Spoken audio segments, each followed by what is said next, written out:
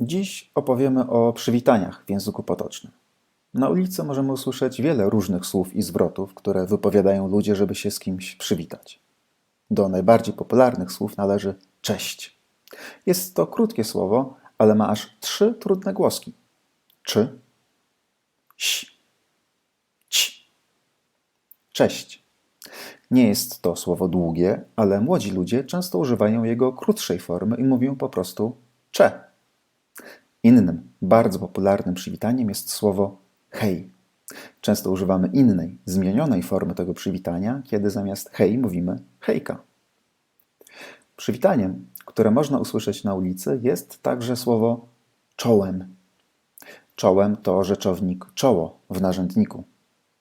Czołem jest przywitaniem, jakiego używają żołnierze, zwłaszcza w oficjalnych sytuacjach. Polacy lubią skracać i zmieniać formy powitań. Lubią też zdrobnienia. Czasem zamiast czołem mówią czółko. Czółko, czyli małe czoło.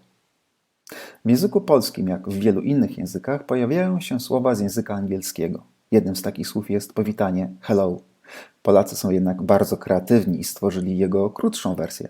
Czasami, gdy się witają, mówią tylko elo. Często możemy usłyszeć, że ktoś, kto spotyka się z innymi osobami, używa powitania witam. To bardzo popularne słowo w takiej sytuacji. Niestety często jest używane w zły sposób. Witam powinniśmy mówić tylko wtedy, gdy jesteśmy gospodarzami i witamy w naszym domu gości, którzy nas odwiedzili. Otwieramy drzwi i mówimy witam. Czasem do powitania możemy dołączyć krótkie pytanie. Jednym z bardzo popularnych jest jak się masz? Wiemy już, że Polacy lubią skracać powitania i robią to także z tym pytaniem. Zamiast jak się masz mówią siemasz, albo jeszcze krócej siema. Jest to powitanie bardzo popularne dzięki Jurkowi Owsiakowi, autorowi Wielkiej Orkiestry Świątecznej Pomocy. Powitanie siema stało się jego znakiem rozpoznawczym. Innym, często zadawanym pytaniem jest co u ciebie słychać? Tu też możemy zastosować zmienione, krótsze formy. Zamiast co u ciebie słychać, możemy powiedzieć co u ciebie? Co słychać? Albo jeszcze krócej co tam? Wśród słów, których używają młodzi ludzie, kiedy witają się z przyjaciółmi lub znajomymi, są nie tylko słowa, które powstały niedawno, tak jak elo, hejka albo cze. Niekiedy używamy słów, które są w języku polskim od wielu, wielu lat. Takim słowem jest powitanie servus. Używali go już nasi dziadkowie. Także dziś niektórzy witają się tym słowem. Jest to bardzo sympatyczne nawiązanie do przeszłości. Servus. Innym nawiązaniem do przeszłości jest pomysłowe wykorzystanie bardzo oficjalnego zwrotu moje uszanowanie. Tymi słowami witamy się z kimś i mówimy mu, że go szanujemy.